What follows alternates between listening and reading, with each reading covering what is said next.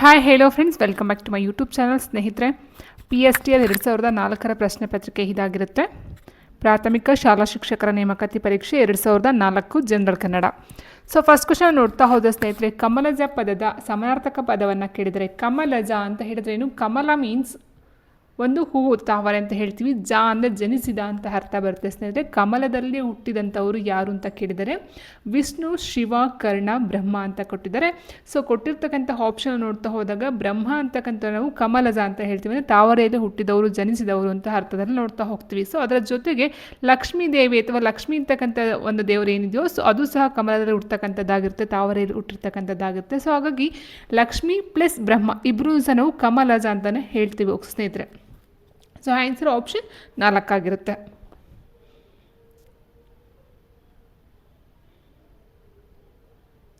And next, ಛಂದಸ್ಸಿನ 3 ಮುಖ್ಯ ಅಂಗಗಳು ಅಥವಾ ಅಂಶಗಳು ಯಾವ್ಯಾವುದು ಅಂತ ಕೇಳಿದರೆ ಅಲಂಕಾರ, ವರ್ಣನೆ, ಗತಿ, ರಾಗ, ತಾಳ, ಲಯ, ಲಯ, ಯತಿ, ಪ್ರಾಸ, ಗತಿ, ವರ್ಣನೆ, ಲಯ.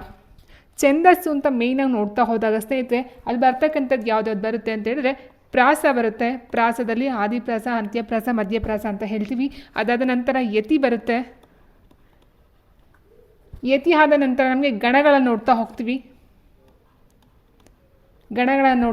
ಸ್ನೇಹಿತರೆ. ಅದಾದ ನಂತರ ಬರ್ತಕ್ಕಂಥದ್ದು ಈ ಒಂದು ಲಯ ಆಗಿರುತ್ತೆ. ಓಕೆ, ಸೊ ಹೀಗಿರಬೇಕಾದ್ರೆ ಇಲ್ಲ ನೋಡ್ತಾ ಹೋದರೆ ಛಂದಸ್ಸಿನ 3 ಮುಖ್ಯ ಅಂಗಗಳಂತ ಹೇಳಿದರೆ ಲಯ, ಯತಿ, ಪ್ರಾಸ ಆಗಿರುತ್ತೆ. ಸೊ ವರ್ಣನೆ ಅಂತಕ್ಕಂಥದ್ದು, ಗತಿ ಅಂತಕ್ಕಂಥದ್ದು ಬರೋದಿಲ್ಲ. ಇನ್ನು ತಾಳ, ರಾಗ, ಲಯ ಅಂತಕ್ಕಂಥದ್ದು ಅದೊಂದು ಹಾಡಿನ ಒಂದು ಮ್ಯೂಸಿಕ್ ಬರ್ತಕ್ಕಂಥದ್ದು ಆಗಿರುತ್ತೆ. ಸೊ ಅಲಂಕಾರ, ವರ್ಣನೆ, ಗತಿ ಇದು ಸಹ ಆಗಿರೋದಿಲ್ಲ ಸ್ನೇಹಿತರೆ. ಸೊ ಆನ್ಸರ್ ಆಪ್ಷನ್ 3 ಆಗಿರುತ್ತೆ. ಮಂಕುತಿಮ್ಮನ ಕಗ್ಗ ಬರೆದವರು ಯಾರು ಅಂತ ಕೇಳಿದ್ರೆ ತುಂಬಾ ಫೇಮಸ್ ಆಗಿರ್ತಕ್ಕಂಥ ಒಂದು ಬುಕ್ ಅಂತಲೇ ಹೇಳ್ಬೋದು, ನಾವೆಲ್ಲೂ ಸ್ನೇಹಿತರೆ. ಮಂಕುತಿಮ್ಮನ ಕಗ್ಗ ಬಂದು DVG ಅವರು ಬರೆದಿರ್ತಕ್ಕಂಥದ್ದು. ಸೊ ಆಪ್ಷನ್ S3 DVG ಅವರ ಒಂದು ಕೃತಿ ಆಗಿರುತ್ತೆ.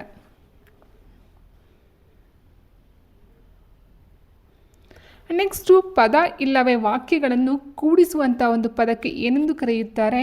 ವಿಸ್ಮಯ ಸೂಚಕ, ಸಮುಚ್ಚಯ ಸೂಚಕ, ಉಪಸರ್ಗ, ಪರಸರ್ಗ. ಸೊ ನಾವು ನೋಡ್ತಾ ಹೋದ ಸ್ನೇಹಿತರೆ ಈ ಒಂದು ಗ್ರಾಮರ್, ಕನ್ನಡ ಗ್ರಾಮರಲ್ಲಿ ನೋಡ್ತಾ ಹೋದಾಗ, ಕನ್ನಡ ವ್ಯಾಕರಣ ಅಂತ ನೋಡ್ತಾ ಹೋದಾಗ ಸಮುಚ್ಚಯ ಸೂಚಕ ಮತ್ತು ಉಪಸರ್ಗಗಳನ್ನ ನೋಡ್ತಾ ಹೋಗ್ತೀವಿ. ಆದರೆ ಪದ ಇಲ್ಲವೇ ವಾಕ್ಯಗಳನ್ನ ಕೂಡಿಸುವ ಪದ ಯಾವುದು ಅಂತ ಕೇಳಿದ್ರೆ ಸಮುಚ್ಚಯ ಅಂತ ಅಂದ್ರೇನು ಫಸ್ಟ್ ಅರ್ಥ ನೋಡ್ತಾ ಹೋದರೆ ಅದರ ಗುಂಪು ಅಂತ ಅರ್ಥ ಬರುತ್ತೆ ಸ್ನೇಹಿತರೆ. ಗುಂಪು ಅಂತ ಹೇಳಿದಾಗ ಇಲ್ಲಿ ಪದಗಳನ್ನು ಕೂಡಿಸ್ತಕ್ಕಂಥದ್ದು ಅಥವಾ ವಾಕ್ಯಗಳನ್ನ ಕೂಡಿಸ್ತಕ್ಕಂಥದ್ದು ಯಾವ್ಯಾವ ಪದಗಳು ಬರುತ್ತೆ ಅಂತ ಹೇಳ್ತಾ ಹೋದರೆ ಈಗ ಮತ್ತು ಅಂತಕ್ಕಂಥದ್ದು ಆಗಿರ್ಬೋದು, ರಾಮ ಮತ್ತು ಸೀತೆ ಅಂತ ಆಗ್ಬೋದು, ಅಥವಾ ರಾಮ ಮತ್ತು ಲಕ್ಷ್ಮಣ ಅಂತ ಆಗಿರಬಹುದು. ಓಕೆ, ಸೊ ಮತ್ತು ಅಂತಕ್ಕಂಥದ್ದಾಗಿರ್ಬೋದು, ಆದರೆ ಅಂತಕ್ಕಂಥದ್ದಾಗಿರ್ಬೋದು, ಅಥವಾ ಅಂತಕ್ಕಂಥದ್ದಾಗಿರ್ಬೋದು, ಆದ್ದರಿಂದ ಅಂತಕ್ಕಂಥದ್ದಾಗಿರ್ಬೋದು, ಅಲ್ಲದೆ. ಸೊ ಈ ರೀತಿ ಬರ್ತಕ್ಕಂಥ ಏನು ಪದಗಳಿದಾವೋ, 2 ವಾಕ್ಯಗಳನ್ನ ಕೂಡಿಸ್ತಕ್ಕಂಥ ಒಂದು ಪದಗಳೇನು ಕಂಡು ಬರ್ತೋ ಸೊ ಅದನ್ನು ನಾವು ಸಮುಚ್ಚಯ ಸೂಚಕ ಅಂತ ಕರಿತೀವಿ ಸ್ನೇಹಿತರೆ. ಸೊ ಹಾಗೆ ಆನ್ಸರ್ ಆಪ್ಷನ್ 2 ಆಗಿರುತ್ತೆ, ಸಮುಚ್ಚಯ ಸೂಚಕ ಅಂತಕ್ಕಂಥ. ನಾವು ಉಪಸರ್ಗ ಅಂತ ಹೇಳಿದಾಗ ಈ ಒಂದು ಪದಗಳ ಮೊದಲೇ, ಅಂದರೆ ಈಗ ಫಾರ್ ಎಕ್ಸಾಂಪಲ್ ತಗೊಳ್ತಾ ಹೋದ ಸ್ನೇಹಿತರೆ ಹಾರ ಅಂತ ಇದೆ, ಇಲ್ಲಿ ಆಹಾರ ಆ ಸೇರಿಸ್ಕೊಳ್ತು. ಅದೇ ರೀತಿಯ ಹಾರ ಅಂತ ಹೇಳಿದ್ರೆ ವಿಹಾರ. ಸೊ ಈ ರೀತಿ ಫಸ್ಟ್ ಏನು ಪದಗಳ ಒಂದು ಅಕ್ಷರ ಸೇರಿಸ್ಕೊಳ್ತೋ ಇದನ್ನು ನಾವು ಉಪಸರ್ಗ ಅಂತ ಕರಿತಾ ಹೋಗ್ತೀವಿ ಸ್ನೇಹಿತರೆ. ಓಕೆ, ಸೊ ಅರ್ಥ ಆಯ್ತು ಅಂತ ಅಂದ್ಕೊಳ್ತೀನಿ. ಸೊ ಆನ್ಸರ್ ಆಪ್ಷನ್ 2 ಸಮುಚ್ಚಯ ಸೂಚಕ ಇದೊಂದು ಪದ ಇಲ್ಲವೇ ವಾಕ್ಯಗಳನ್ನ ಕೂಡಿಸ್ತಕ್ಕಂಥ ಒಂದು ಪದ ಆಗಿರುತ್ತೆ. ವೈದೇಹಿ ಕಾವ್ಯನಾಮದ ಲೇಖಕಿ ಯಾರು ಅಂತ ಕೇಳಿದರೆ ಜಾನಕಿ ಶ್ರೀನಿವಾಸಮೂರ್ತಿ, ಈಚನೂರು ಶಾಂತ, ವಿಜಯ ದಬ್ಬೆ, MK ಇಂದಿರಾ. ಸೊ ಆನ್ಸರ್ ನೋಡ್ತಾ ಹೋದ ಸ್ನೇಹಿತರೆ ಜಾನಕಿ ಶ್ರೀನಿವಾಸಮೂರ್ತಿ ಅವರ ಒಂದು ಕಾವ್ಯನಾಮ ಅಂತ ಹೇಳೋದು ವೈದೇಹಿ. ಸೊ ಆನ್ಸರ್ ಆಪ್ಷನ್ 1 ಸರಿಯಾಗಿದೆ. ತುಂಬಾ ಈಸಿ ಕ್ವಶನ್ ಸ್ನೇಹಿತರೆ. ಕರ್ನಾಟಕದ ರಾಜ್ಯ ಭಾಷೆ. ಸೊ ಇದು 2 ಸರಿ ರಿಪೀಟ್ ಆಗಿದೆ ಸ್ನೇಹಿತರೆ. PSTRನಲ್ಲಿ 2 ಸರಿ ಕೇಳಿದರೆ ಈ ಒಂದು ಪ್ರಶ್ನೆ. ಕರ್ನಾಟಕದ ರಾಜ್ಯ ಭಾಷೆ ಯಾವುದು? ತಮಿಳು, ಮಲಯಾಳಂ, ತೆಲುಗು, ಕನ್ನಡ ಅಂತ ಕೊಟ್ಟಿದ್ದಾರೆ. So of course answer option 4 Kannada ಆಗಿರುತ್ತೆ.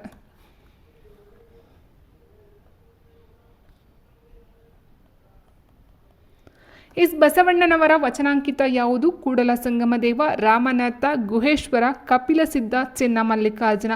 ಸ್ನೇಹಿತರೆ ಕೊಟ್ಟಿರ್ತಕ್ಕಂಥ 4 ಆಪ್ಷನ್ಗಳಲ್ಲಿ ಬಸವಣ್ಣನವರ ಅಂಕಿತ ಅಥವಾ ವಚನಗಳ ಅಂಕಿತ ಯಾವುದಂತ ಕೇಳಿದರೆ ಸೊ ಇದೆಲ್ಲ ನೋಡ್ತಾ ಹೋದಾಗ ಕಪಿಲ ಸಿದ್ಧ, ಚೆನ್ನಮಲ್ಲಿಕಾರ್ಜುನ ಅಂತಕ್ಕಂಥದ್ದು ಇದು ಬಂದು ಸಿದ್ಧರಾಮ ಸೊನ್ನಲಿಗೆ ಅಂತ ಹೇಳ್ತೀವಿ. ಸೊನ್ನಲಿಗೆ ಸೊ ಇವರ ಒಂದು ಕಾವ್ಯನಾಮ ಬಂದು ಕಪಿಲಸಿದ್ಧ ಮಲ್ಲಿಕಾರ್ಜುನ ಆಗಿರುತ್ತೆ. ಇನ್ನು ಗುಹೇಶ್ವರ ಅಂತ ನಮಗೆಲ್ಲ ಗೊತ್ತಿರುವ ಹಾಗೆ ಅಲ್ಲಮ ಪ್ರಭುರವರ ಒಂದು ವಚನಗಳ ಅಂಕಿತ ಆಗಿರುತ್ತೆ, ಅಲ್ಲಮ ಪ್ರಭು.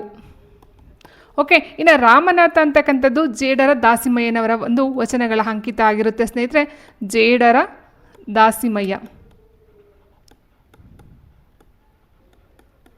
ಓಕೆ, ಸೊ ಇನ್ನು ಉಳಿದಿರ್ತಕ್ಕಂಥ ಕೂಡಲ ಸಂಗಮ ದೇವ ಬಂದು ಬಸವಣ್ಣನವರ ವಚನಗಳ ಅಂಕಿತ ಆಗಿರುತ್ತೆ, ಆಪ್ಷನ್ 1 ಆಗಿರುತ್ತೆ. ಸೊ ಬೇಕಂತ ಎಕ್ಸ್ಟ್ರಾ ನೀವು ನೋಡ್ಕೊಳ್ಬಹುದು.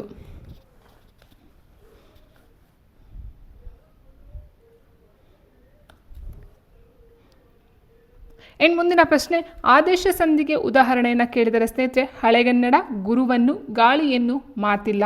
ನೋಡಿ, ಇಲ್ಲಿ ಆದೇಶ ಸಂಧಿ ಅಂತ ಹೇಳಿದಾಗ ಏನಾಗುತ್ತೆ ಸ್ನೇಹಿತರೆ, ಕಚ್ಚಡತಪ ಅಕ್ಷರಗಳ ಬದಲಾಗಿ ಗಜಡದಪ ಅಕ್ಷರಗಳು ಆದೇಶವಾಗಿ ಬರ್ತಕ್ಕಂಥದ್ದು. ಕಾಗೆ ಬದಲಾಗಿ ಗಾ ಆಗಿರ್ಬೋದು, ಅಥವಾ ಚಾಗೆ ಬದಲಾಗಿ ಜಾ ಬರ್ತಕ್ಕಂಥದ್ದಾಗಿರ್ಬೋದು, ಟಾಗೆ ಬದಲಾಗಿ ಡಾ ಬರ್ತಕ್ಕಂಥದ್ದು, ತಾಗೆ ಬದಲಾಗಿ ದಾ, ಪಾಗೆ ಬದಲಾಗಿ ಬಾ ಆದೇಶವಾಗಿ ಬರ್ತಕ್ಕಂಥದ್ದು ಆಗಿರುತ್ತೆ. ಈಗ ಹಳೆಗನ್ನಡ, ಹಳೆ ಪ್ಲಸ್ ಕನ್ನಡ, ಹಳೆಗನ್ನಡ ಅಂತ ಏನು ಹೇಳ್ತೀವೋ, ಸೊ ಇಲ್ಲಿ ಗಾಗೆ ಬದಲಾಗಿ ಕಾ ಬರುತ್ತೆ ಬಿಡಿಸಿ ಬರೆದಾಗ, ಹಳೆಯ ಪ್ಲಸ್ ಕನ್ನಡ, ಹಳೆಗನ್ನಡ. ಸೊ ಇಲ್ಲಿ ಏನಾಗುತ್ತೆ, ಕಾಗೆ ಬದಲಾಗಿ ಗಾ ಬರುತ್ತೆ. ಸೊ ಅದು ಆದೇಶ ಸಂಧಿ ಆಗಿರುತ್ತೆ.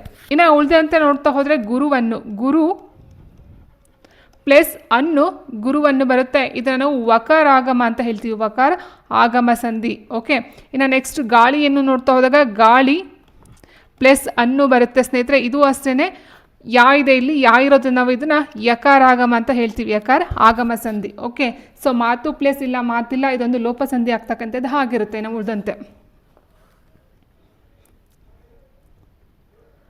ಆ್ಯಂಡ್ ನೆಕ್ಸ್ಟ್ ಕುರುಡ ಪದ ಒಂದು ಅನ್ವರ್ಥನಾಮ, ಸರ್ವನಾಮ, ಭಾವನಾಮ, ಅಂಕಿತನಾಮ ಅಂತ ಕೊಟ್ಟಿದ್ದಾರೆ.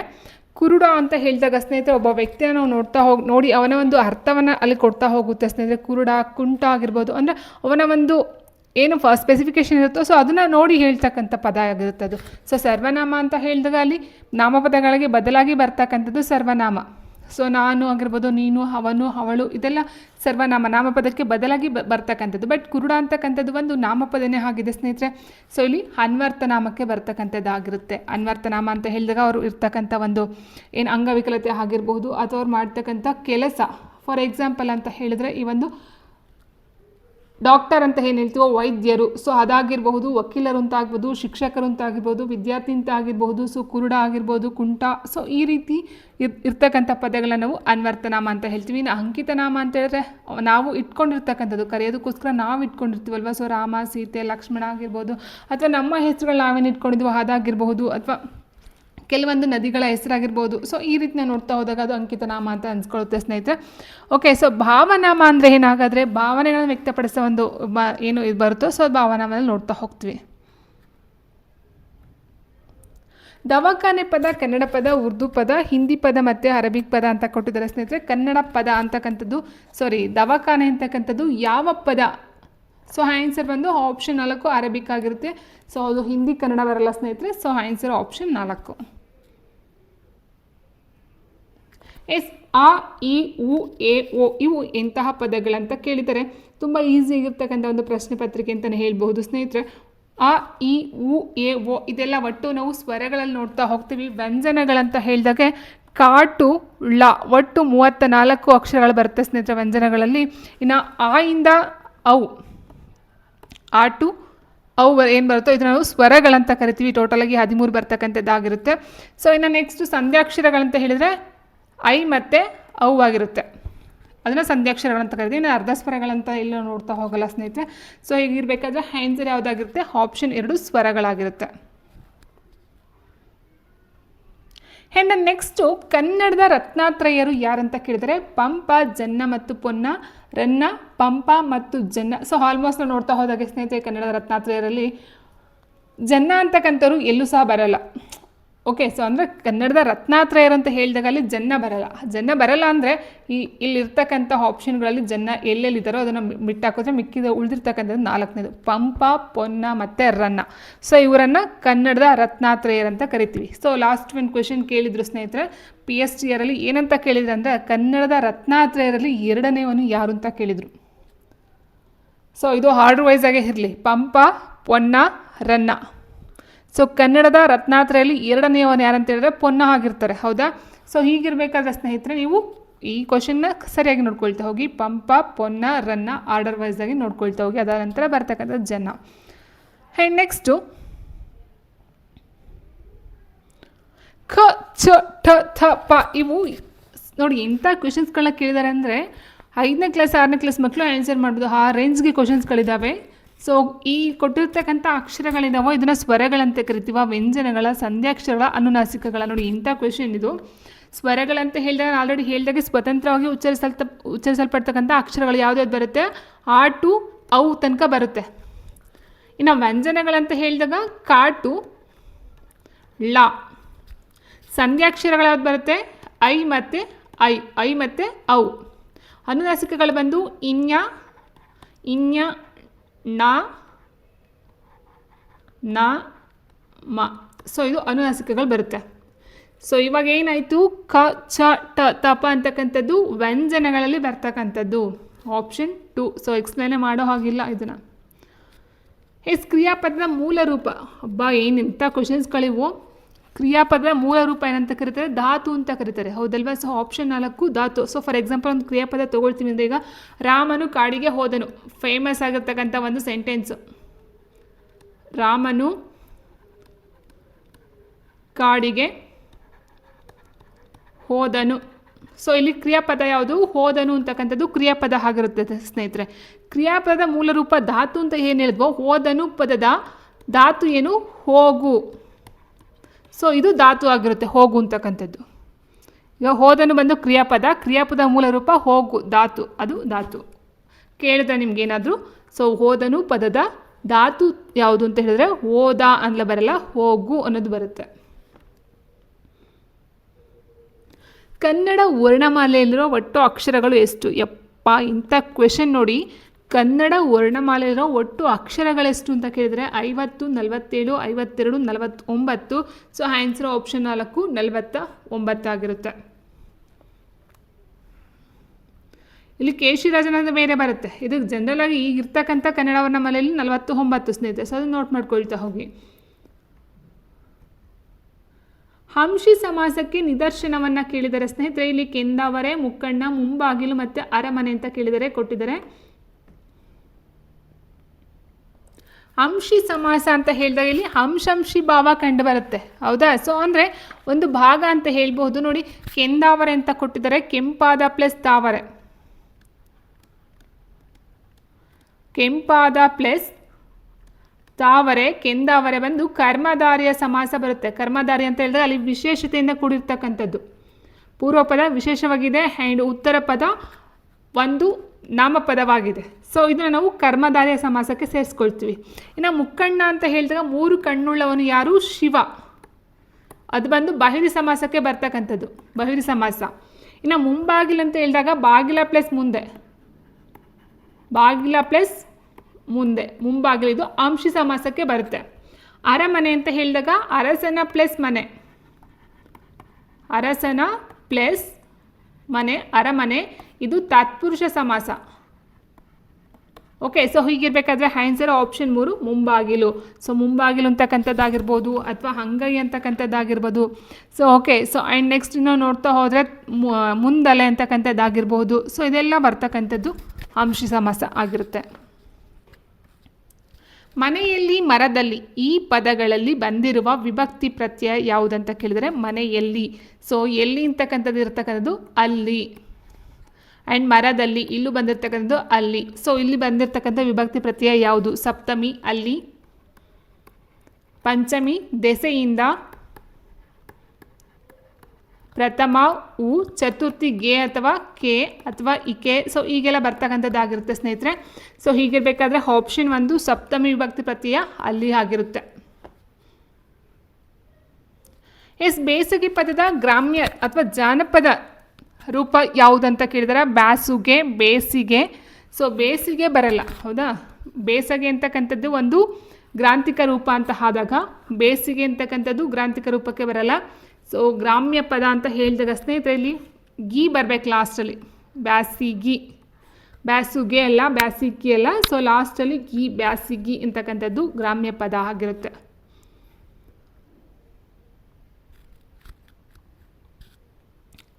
ಸೊ ಇದು ಅಷ್ಟೇ ಒಂದು ಈಸಿ ಕ್ವಶನ್ ಸ್ನೇಹಿತರೆ. ಉಪಲಬ್ಧವಿರುವ ಕನ್ನಡದ ಮೊದಲ ಶಾಸನ ಯಾವುದು? ಐಹೊಳೆ ಶಾಸನ, ಹಲ್ಮಿಡಿ, ಬಾದಾಮಿ, ತಮಟಕಲ್ಲು ಶಾಸನ ಅಂತ ಕೊಟ್ಟಿದ್ದಾರೆ. ಸೊ ಕನ್ನಡದ ಮೊದಲ ಶಾಸನ ಯಾವುದು? ಹಲ್ಮಿಡಿ ಶಾಸನ. ಕದಂಬ ವಂಶದ ಕಾಕುತ್ಸ ವರ್ಮ ಹೊರಡಿಸ್ತಕ್ಕಂಥದ್ದು. ಕಾಕುತ್ಸ ವರ್ಮ. ಸೊ ಇವನು ಕದಂಬ ವಂಶದವನು. ಸೊ ಕ್ರಿಸ್ತಶಕ 450ರಲ್ಲಿ ಈ ಒಂದು ಶಾಸನ ಕಂಡು ಬರ್ತಕ್ಕಂಥದ್ದು ಆಗಿರುತ್ತೆ ಸ್ನೇಹಿತರೆ. ಸೊ ಆನ್ಸರ್ ಆಪ್ಷನ್ 2 ಹಲ್ಮಿಡಿ ಶಾಸನ. ಪೂರ್ಣ ವಿರಾಮ, ಅಲ್ಪ ವಿರಾಮ, ಅರ್ಧ ವಿರಾಮ, ವಿವರಣ ವಿರಾಮ. ಸೊ ಇವೆಲ್ಲ ಏನನ್ನು ಸೂಚಿಸ್ತವೆ ಸ್ನೇಹಿತರೆ? ಸೊ ಇವೆಲ್ಲ ನಾವು ನೋಡ್ತಾ ಹೋದಾಗೆ ಪೂರ್ಣ ವಿರಾಮ, ಅಲ್ಪ ವಿರಾಮ, ಅರ್ಧ ವಿರಾಮ, ವಿವರಣ ವಿರಾಮ ಇವೆಲ್ಲ ಲೇಖನ ಚಿಹ್ನೆಗಳಲ್ಲಿ ಬರುತ್ತೆ ನಮಗೆ, ಹೌದಲ್ವಾ ಸ್ನೇಹಿತರೆ? ಸೊ ನೋಡ್ತಿದ್ದಾಗಲೇ ಏನೋ ಎಲ್ಲ ಮೇಯ್ನ್ ಕ್ವಶನ್ಸ್ಗಳನ್ನ ಕೊಟ್ಟಿದ್ದಾರೆ. ಬಟ್ ನೆಕ್ಸ್ಟ್ ಎಕ್ಸಾಮ್ಸ್ಗೆ ಯಾವ ರೀತಿ ಕ್ವಶನ್ಸ್ ಕೊಡ್ತಾರೋ ನಂಗೆ ಗೊತ್ತಿಲ್ಲ.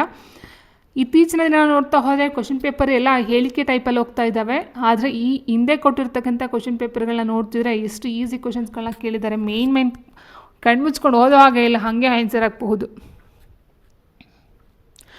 ದಬ ದಬ ಎಂಬುದು ಅನುಕರಣಾವ್ಯಯ, ಅವಧಾರಣಾರ್ಥಕ ಅವ್ಯಯ, ಕೃದಂತಾವ್ಯಯ ಆ್ಯಂಡ್ ಕ್ರಿಯಾರ್ಥಕ ಅವ್ಯಯ. ದಬ ದಬ ಅಂತ ಹೇಳಿದ್ರೆ ಸೊ ಒಂದು ಪದ 2 ಸರಿ ರಿಪೀಟ್ ಆದರೆ ಅದನ್ನು ದ್ವಿರುಕ್ತಿ ಅಂತೀವಿ, ಇಲ್ಲ ಅನುಕರಣಾವ್ಯಯ ಅಂತ ಹೇಳ್ತೀವಿ ಸ್ನೇಹಿತರೆ. ಸೊ ದ್ವಿರುಕ್ತಿ ಅಂತೂ ಖಂಡಿತ ಅಲ್ಲ ಇದು, ಯಾಕಂದರೆ ಕೊಟ್ಟೇ ಇಲ್ಲ ಆಪ್ಷನಲ್ಲಿ. ಸೊ ದ್ವಿರುಕ್ತಿ ಅಂತ ಹೇಳಿದಾಗ ಒಂದು ಪದ 2 ಸರಿ ಬರುತ್ತೆ, ವಿತ್ ಮೀನಿಂಗ್ ಜೊತೆ ಬರುತ್ತೆ. ಆ್ಯಂಡ್ ಅನುಕರಣಾವ್ಯಯ ಅಂತ ಹೇಳ್ತಕ್ಕಂಥ ಅನುಕರಣೆಯಿಂದ ಬರ್ತಕ್ಕಂಥದ್ದು ಒಂದು ಪದ 2 ಸರಿ ಬರುತ್ತೆ, ಬಟ್ ಅಲ್ಲಿ ಯಾವುದೇ ಒಂದು ಮೀನಿಂಗ್ ಇರೋದಿಲ್ಲ, ಅರ್ಥ ಇರೋದಿಲ್ಲ ಅಂತಕ್ಕಂಥದ್ದು. ಸೊ ಆಗಿರ್ಬೇಕಾದ್ರೆ ಆನ್ಸರ್ ಆಪ್ಷನ್ 1 ದಬ ದಬ 2 ಸರಿ ಇದೆ, ಅನುಕರಣಾವ್ಯಯಕ್ಕೆ ಬರ್ತಕ್ಕಂಥದ್ದಾಗಿರುತ್ತೆ. ಇನ್ನು ಅವಧಾರಣಾರ್ಥಕ ಅವ್ಯಯ ಅಂತ ಹೇಳಿದಾಗ ನಿಶ್ಚಯವಾಗಿ ಹೇಳ್ತಕ್ಕಂಥದ್ದಾಗಿರುತ್ತೆ ಸ್ನೇಹಿತರೆ. ಅವನೇ, ಅವಳೇ, ಅದೇ, ಇದೆ ಅಂತಕ್ಕಂಥದ್ದನ್ನ ನಾವು ನೋಡ್ತಾ ಹೋಗ್ತೀವಿ. ಸೊ ಲಾಸ್ಟಲ್ಲಿ ದೀರ್ಘ ಬರುತ್ತೆ, ಅದಕ್ಕೆ ಅದು ಅವಧಾರಣಾರ್ಥಕ ಅವ್ಯಯ ಆಗುತ್ತೆ. ಇನ್ನು ಕೃದಂತ ಅವ್ಯಯ ಅಂತ ಹೇಳಿದಾಗ ಅವ್ಯಯಗಳು ಬರುತ್ತೆ ಸ್ನೇಹಿತರೆ. ಕೃದಂತ ಇಲ್ಲಿ ನಾವು ನೋಡ್ತಾ ಹೋದಾಗ ಬರಲು, ಉಣ್ಣುತ್ತಾ, ನೋಡದೆ, ಸೊ ಕಾಡುತ್ತಾ, ಇಲ್ಲಿ ಉತ್ತ, ಅದೇ ಅಂತಕ್ಕಂಥ ಕೆಲವೊಂದು ಧಾತುಗಳು ಪ್ರತ್ಯಯಗಳಿಗೆ ಸೇರ್ತಾ ಹೋಗುತ್ತೆ. ಸೊ ಅಂಥದ್ದು ನಾವು ಕೃದಂತ ಅವ್ಯಯಗಳಂತ ಹೇಳ್ತೀವಿ. ಅಂದರೆ ಧಾತುಗಳು ಬರಬೇಕು, ಧಾತುಗಳ ಮೇಲೆ ಉತ್ತ ಮತ್ತು ಅದೇ ಅಂತಕ್ಕಂಥ ಒಂದು ಪ್ರತ್ಯಯಗಳು ಸೇರ್ತಾ ಹೋಗುತ್ತೆ. ಸೊ ಅದನ್ನು ನಾವು ಕೃದಂತ ಅವ್ಯಯ ಅಂತ ಹೇಳ್ತೀವಿ. ಇನ್ನು ಕ್ರಿಯಾರ್ಥಕ ಅವ್ಯಯ ಅಂತ ಹೇಳಿದ್ರೆ ಕ್ರಿಯೆ ಆಗಬೇಕು. ಉಂಟು, ಹೌದು, ಇಲ್ಲ, ಬೇಡ, ಸಾಕು. ಸೊ ಇದೆಲ್ಲ ಕ್ರಿಯಾರ್ಥಕ ಅವ್ಯಯಕ್ಕೆ ಬರುತ್ತೆ. ಅಂದರೆ ಕ್ರಿಯಾಪದ ಆಗಿರುತ್ತೆ ಲಾಸ್ಟ್ ಎಂಡಲ್ಲಿ, ಅದೊಂಥರ ಅವ್ಯಯ ಇದ್ದಂಗೆ, ಕಂಪ್ಲೀಟಾಗಿ ಕ್ರಿಯಾಪದ ಆಗಿರೋದಿಲ್ಲ. ಈಗ ಫಾರ್ ಎಕ್ಸಾಂಪಲ್ ಉಂಟು, ಹೌದು ಅಂತ ಅರ್ಥ ಬರುತ್ತೆ. ಹೌದು, ಇಲ್ಲ, ಬೇಡ, ಸಾಕು. ಓಕೆ, ಸೊ ಇದನ್ನು ನಾವು ಕ್ರಿಯಾರ್ಥಕ ಅವ್ಯಯ ಅಂತ ಹೇಳ್ತಾ ಹೋಗ್ತೀವಿ. ಇನ್ನೂ ತುಂಬ ಪದಗಳು ಬರ್ತಾ ಹೋಗುತ್ತೆ. ನೆಕ್ಸ್ಟ್ ಇದು 5 ಬೆರಳುಗಳು ರಚನೆಯಲ್ಲಿನ 5 ರೂಪ, ಅಂದರೆ 5 ಪದದ ಒಂದು ಇದನ್ನು ಕೇಳಿದರೆ ಗುಣಾತ್ಮಕ ವಿಶೇಷಣ, ಸಂಖ್ಯಾ ವಿಶೇಷಣ, ಪರಿಮಾಣಾತ್ಮಕ ವಿಶೇಷಣ, ಸಂಬಂಧ ಸೂಚಕ ವಿಶೇಷಣ. ನೋಡಿ ಸ್ನೇಹಿತರೆ, ಇಂಥ ಕ್ವೆಶನ್ಸ್ಗಳಿಗೂ 5 ಅಂತಕ್ಕಂಥದ್ದು ಸಂಖ್ಯಾ ವಿಶೇಷಣಕ್ಕೆ ಬರುತ್ತೆ. ಗುಣಾತ್ಮಕ ಅಂತ ಹೇಳಿದ್ರೆ ಸ್ನೇಹಿತರೆ ಇಲ್ಲಿ ಒಬ್ಬ ವ್ಯಕ್ತಿ ನೋಡ್ತಾ ಹೋದಾಗ ನಾವು ಅಥವಾ ಒಂದು ವಸ್ತುವನ್ನು ಐಡೆಂಟಿಫೈ ಮಾಡಬೇಕಂದ್ರೆ ಅದು ಕಪ್ಪುಗಿದೆ, ಬೆಳ್ಳಗಿದೆ, ಕುಳ್ಳುಕ್ಕಿದೆ, ಉದ್ದಕ್ಕಿದೆ. ಸೊ ಈ ರೀತಿ ಅದರ ಒಂದು ವ್ಯಕ್ತಿತ್ವವನ್ನು ಅಳಿತೀವಲ್ವ. ಸೊ ಅದನ್ನು ನಾವು ಗುಣಾತ್ಮಕದಲ್ಲಿ ನೋಡ್ತಾ ಹೋಗ್ತೀವಿ. ಸಂಖ್ಯಾ ವಿಶೇಷಣ ಅಂದರೆ ಸಂಖ್ಯೆ ಬರುತ್ತೆ, ಅಲ್ಲಿ 5 ಆಗಿರ್ಬೋದು, 6 ಆಗಿರ್ಬೋದು, 100 ಆಗಿರ್ಬೋದು, ಕೋಟಿ ಆಗಿರಬಹುದು. ಇನ್ನು ಪರಿಮಾಣಾತ್ಮಕ ಅಂತ ಹೇಳಿದಾಗ ಅಳತೆಯನ್ನು ಮಾಡ್ತಕ್ಕಂಥದ್ದು ಸ್ನೇಹಿತರೆ. ಎಷ್ಟು, ಅಷ್ಟು, ಇಷ್ಟು, ಹಲವು, ಕೆಲವು. ಓಕೆ, ಸೊ ಈ ರೀತಿ ಬರ್ತಕ್ಕಂಥದ್ದಾಗಿರುತ್ತೆ. ಆ್ಯಂಡ್ ನೆಕ್ಸ್ಟ್ ನಾವು ನೋಡ್ತಾ ಹೋದರೆ ಸಂಬಂಧ ಸೂಚಕ ವಿಶೇಷಣ ಅಂತ ಹೇಳಿದಾಗ ಅಲ್ಲಿ 2 ಪದ ಅಥವಾ 2 ವಾಕ್ಯಗಳನ್ನ ನಾವು ಆಲ್ರೆಡಿ ಏನು ಸಮುಚ್ಚಯ ಅಂತ ಹೇಳಿದ್ವೋ 2 ಪದಗಳನ್ನ ಜೋಡಿಸ್ತಕ್ಕಂಥದ್ದು. ಆದರೆ, ಮತ್ತು, ಪ್ರಿಪೋಸಿಷನ್ ಅಂತ ಹೇಳ್ತೀವಲ್ವ. ಸೊ ಆದರೆ, ಮತ್ತು, ಆದ್ದರಿಂದ. ಸೊ ಇದೆಲ್ಲ ನಾವು ಸಂಬಂಧ ಸೂಚಕ ವ್ಯಯಕ್ಕೆ ನೋಡ್ತಾ ಹೋಗ್ತೀವಿ, ವಿಶೇಷಣಕ್ಕೆ ನೋಡ್ತಾ ಹೋಗ್ತೀವಿ. ನೆಕ್ಸ್ಟು ಆರುಗಳು ಅಂದಿರು ಎಂಬುವು ಏನು ಅಂತ ಕೇಳಿದರೆ ಆರುಗಳು ಅಂದಿರು. ಸೊ ನೋಡ್ತಾ ಹೋದ ಸ್ನೇಹಿತರೆ ವಿಭಕ್ತಿ ಪ್ರತ್ಯಯಗಳು ಬರಲ್ಲ, ಬಹುವಚನ ರೂಪ ಪ್ರತ್ಯಯಗಳು ಹಾಕ್ತಕ್ಕಂಥದ್ದು ಆಗಿರುತ್ತೆ ಸ್ನೇಹಿತರೆ. ಹೌದಾ? ಸೊ ಲಿಂಗ ಪ್ರತ್ಯಯ ಏನು ಬರಲ್ಲ. ಕಾಲಸೂಚಕ ಪ್ರತ್ಯಯ ಅಂತ ಹೇಳಿದ್ರೆ ದಾ ಬರುತ್ತೆ, ವಾ ಬರುತ್ತೆ, ಉತ್ತ ಬರುತ್ತೆ. ಉತ್ತ ಬಂದು ವರ್ತಮಾನ ಕಾಲ, ವಾ ಬಂದು ಭವಿಷ್ಯತ್ ಕಾಲ, ದಾ ಬಂದು ಭೂತಕಾಲದ ಒಂದು ಕಾಲಸೂಚಕ ಪ್ರತ್ಯಯ. ಬಟ್ ಇಲ್ಲಿ ಕೊಟ್ಟಿರ್ತಕ್ಕಂಥದ್ದು ಅರುಗಳು ಅಂದಿರು ಇದೆಲ್ಲ ಬಹುವಚನ ಪ್ರತ್ಯಯಗಳಿಗೆ ಬರ್ತಕ್ಕಂಥದ್ದು. ಚುಟುಕುಗಳ ಬ್ರಹ್ಮ ಎಂದು ಯಾರು ಪ್ರಖ್ಯಾತರಾದವರು? ದಿನಕರ ದೇಸಾಯಿ, ಎಸ್ ವಿ ರಂಗಣ್ಣ, ಕಡೆಗೊಂಡ್ಲು ಶಂಕರ ಭಟ್ಟ, ಚೆನ್ನವೀರ ಕಣವಿ ಅಂತ ಕೊಟ್ಟಿದ್ರೆ ಚುಟುಕುಗಳ ಬ್ರಹ್ಮ ದಿನಕರ ದೇಸಾಯಿ. ಆಪ್ಷನ್ 1. ವಚನ ಎಂಬುದು ಅನುಭವ ಗದ್ಯ, ಪದ್ಯ ಕಾವ್ಯ, ಗದ್ಯ ಕಾವ್ಯ, ಗದ್ಯ ಪದ್ಯ ಮಿಶ್ರಿತ ಕಾವ್ಯ. ನೋಡಿ ಸ್ನೇಹಿತರೆ, ಎಷ್ಟು ಕ್ವೆಶನ್ಸ್ಗಳು ಏನು ಕೊಟ್ಟಿದ್ದಾರೋ ಅದರಲ್ಲಿ ಇದೊಂದು ಸ್ವಲ್ಪ ನಮಗೆ ಕನ್ಫ್ಯೂಷನ್ ತರ್ತಕ್ಕಂಥ ಒಂದು ಪ್ರಶ್ನೆ ಆಗಿರುತ್ತೆ. ಮಿಕ್ಕಂತೆ ಯಾವುದು ಅಷ್ಟು ಕಷ್ಟ ಅಂತಕ್ಕಂಥ ಒಂದು ಕ್ವೆಶನ್ ಯಾವುದೂ ಇರಲಿಲ್ಲ. ಸೊ ಇದು ವಚನ ಎಂಬುದು ಅನುಭವ ಗದ್ಯ, ಪದ್ಯ ಕಾವ್ಯ, ಗದ್ಯ ಕಾವ್ಯ, ಗದ್ಯ ಪದ್ಯ ಮಿಶ್ರಿತ ಕಾವ್ಯ ಅಂತ ಕೊಟ್ಟಿದ್ದಾರೆ. ಸೊ ಇದೊಂದು ವಚನ ಅಂತಕ್ಕಂಥದ್ದು ಲಯಬದ್ಧ ಗದ್ಯ ಆಗಿರುತ್ತೆ.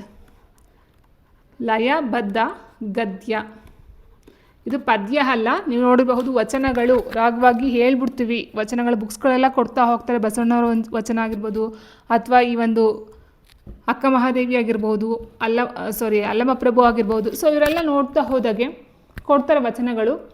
ಆದರೆ ಅದು ಪದ್ಯ ಅಲ್ಲ ಸ್ನೇಹಿತರೆ, ಗದ್ಯ ಆಗಿರುತ್ತೆ. ಗದ್ಯ ಅಂದರೆ ಟೋಟಲ್ ಗದ್ಯ ಅಂತಲೂ ಹೇಳೋದಕ್ಕಾಗಲ್ಲ. ಗದ್ಯ ಪದ್ಯ ಮಿಶ್ರಿತನೂ ಅಲ್ಲ, ಪದ್ಯನೂ ಅಲ್ಲ. ಅದು ಅನುಭವ ಗದ್ಯ ಅಥವಾ ಲಯಬದ್ಧ ಗದ್ಯ ಅಂತಕ್ಕಂಥದ್ದು ಆಗಿರುತ್ತೆ. ಸೊ ಆನ್ಸರ್ ಇಲ್ಲಿ ಹಾಗಾಗಿ ಆಪ್ಷನ್ 1 ಆಗಿರುತ್ತೆ. ಅಂದರೆ ಲಯಬದ್ಧ ಅಂತ ಹೇಳಿದಾಗ ಅದು ಗದ್ಯದ ಥರ ಇರುತ್ತೆ, ಬಟ್ ಪದ್ಯ ಥರ ಓದ್ತಕ್ಕಂಥದ್ದು. ಅದರ ಲಯಬದ್ಧ ಗದ್ಯ ಅಂತ ಹೇಳ್ತಕ್ಕಂಥ ಅನುಭವ ಗದ್ಯ ಅಥವಾ ಲಯಬದ್ಧ ಗದ್ಯ ಅಂತಕ್ಕಂಥ ಅರ್ಥದಲ್ಲಿ ಹೇಳ್ತಾ ಹೋಗ್ತೀವಿ. ಸೊ ಓಕೆ ಸ್ನೇಹಿತರೆ, ಸೊ ಇದಾಗಿತ್ತು 2004ರ PSTR ಪೇಪರು. ಸೊ ತುಂಬ ಈಸಿಯಾಗಿದೆ. ನೆಕ್ಸ್ಟ್ ಬರ್ತಕ್ಕಂಥ ಎಕ್ಸಾಮ್ಸ್ ಇದೇ ರೀತಿ ಇರುತ್ತೆ ಅಂತ ಹೇಳೋದಕ್ಕೆ ಆಗೋದಿಲ್ಲ. ಯಾಕಂದರೆ ತುಂಬಾ ಕಾಂಪಿಟೇಷನ್ ತುಂಬಾ ಟಫ್ ಆಗಿ ಹೋಗ್ತಾಯಿದೆ ಸ್ನೇಹಿತರೆ. ಸೊ ಅದಕ್ಕಿಂತ ಬೆಸ್ಟ್ ಅಂತ ಹೇಳಿದ್ರೆ ಇತ್ತೀಚಿನ ಒಂದು KPSC, KEA ಬೇರೆ ಎಕ್ಸಾಮ್ಸ್ಗಳಲ್ಲಿ ನೋಡ್ತಾ ಹೋದ್ರಂತೂ ಪೇಪರು ಎಲ್ಲ ಹೇಳಿಕೆ ಟೈಪು, ಯಾವ್ದು ಸರಿ ಯಾವ್ದು ತಪ್ಪು, ಸೊ ಸರಿಯಾಗಿರೋ ಹೇಳಿಕೆಯನ್ನು ಆರಿಸಿ, ಸೊ ಈ ರೀತಿಯ ಕ್ವಶನ್ಸ್ಗಳು ಜಾಸ್ತಿ ಹೋಗ್ತಾ ಇದ್ದಾವೆ. ಸೊ ಹಾಗಿರಬೇಕಾದ್ರೆ ಇದು ಒಂದು ಸುಮ್ಮನೆ ಸ್ಯಾಂಪಲ್ ಅಂತಲೇ ಅಂದ್ಕೊಳ್ಬಹುದು ಸ್ನೇಹಿತರೆ. ನೋಡೋಣ ನಮ್ಮ ಒಂದು ಇದರಲ್ಲಿ ಯಾವ ರೀತಿ ಕೊಡ್ತಾರೆ ಅಂತಕ್ಕಂಥದ್ದನ್ನ ನೋಡ್ತಾ ಹೋಗೋಣ.